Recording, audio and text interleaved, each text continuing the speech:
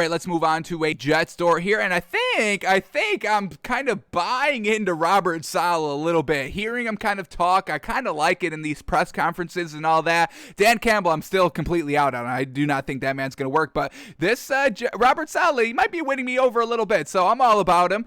So let's see what we get here. Jets head coach Robert Saleh, quote, "I don't think there's a risk building around a rookie quarterback," and hopefully not, because we know they're drafting a quarterback at number 1. They just got rid of Sam Darnold, so I mean it's clear they are going after a quarterback at the number 2 overall pick this year.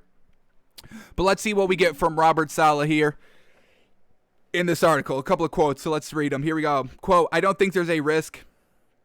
It still comes down to having a good football team and building a good roster around everybody. There's players here that are talented. There's rookies that are talented. The expectation is that they're 1 of 53 when it's all said and done, and they've all got to perform their best to create a great football team." So, he's like, hey, yeah, we need to get the quarterback right, but hey, there's still 53 other guys on this roster.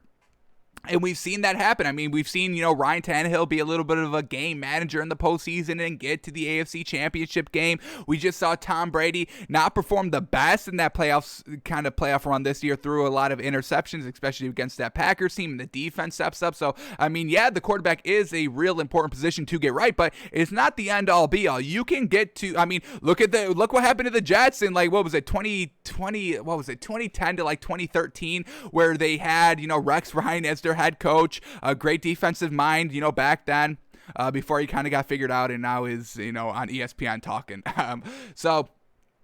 That kind of 4-year stretch, or 3 or 4 season stretch of that Jets getting to the AFC Championship game every single year consistently, but they had Mark Sanchez as the quarterback, absolutely trash, but they had a stacked defense. So you can get places, you can go far in the playoffs. It hasn't got to been proven that you can win a ring without a solid quarterback, unfortunately, but you can still make it far in the playoffs, make it to the AFC Championship game. And Robert Saleh, year 1, if he can kind of have a good record, a winning record, potentially make kind of a playoff push at the end of the year, that's going to be a huge success year 1 for this man, absolutely.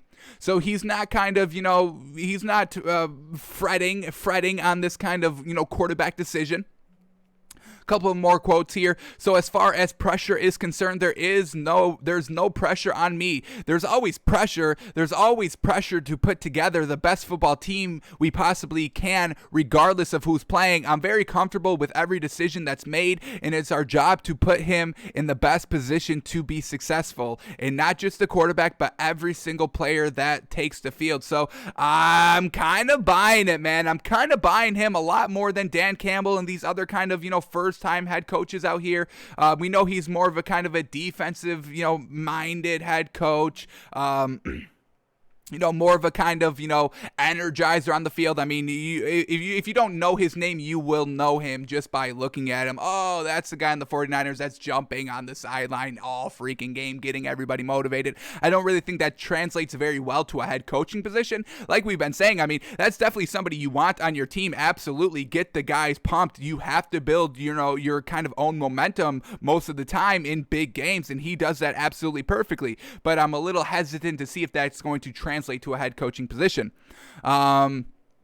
But he's kind of slowly making me buy in. And if he knocks this draft out of the park, man, that's going to be fantastic. First year, first draft, 2nd overall pick, has some decisions at the quarterback. So, I mean, there is pressure on him. I know he says there's no pressure on him, but there is kind of a lot of pressure on him. You have to be the man to turn this Jets franchise around. I mean, they just went through a couple of years with Todd Bowles. Absolutely not good. He was a defensive-minded head coach. Couldn't make it work here. Adam Gase, offensive guru, quarterback guru, couldn't make it work. So there is still pressure on Robert Saleh. I'm glad that he's not kind of getting, drowned by the pressure. It's not affecting what he's saying out there. So that I truly love about that, about this man. But we'll see how he does it, man. And We'll see which quarterback he takes. I mean, is he going to kind of screw over the 49ers? I think that's a possibility to watch out for. I think we know the 49ers are big on Justin Fields, and then once the Jets saw that the 49ers were big on Justin Fields and traded up, that's when they made the trade away of Sam Darnold. So maybe they're like, yeah, we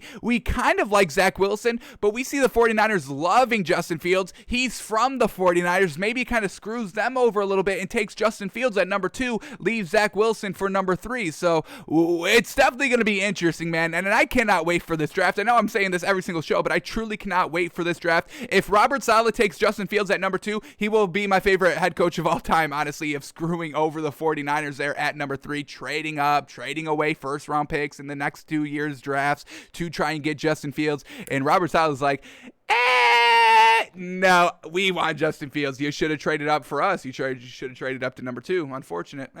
Justin Fields, welcome to New York, and we're about to set it off. So Robert Saleh, man, winning us over a little bit, not taking this kind of, not taking too much pressure on himself here. So let's see how he kind of plays out his first year with the Jets.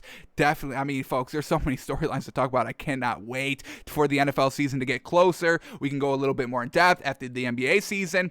And Robert Saleh, man, woof, we'll see, man. We'll see. I wish him the best of luck. I loved him on the 49ers, absolutely. He is a huge, you need his type of guy in your locker room. You need him to be successful. Let's see how he handles the head coaching responsibilities along with that.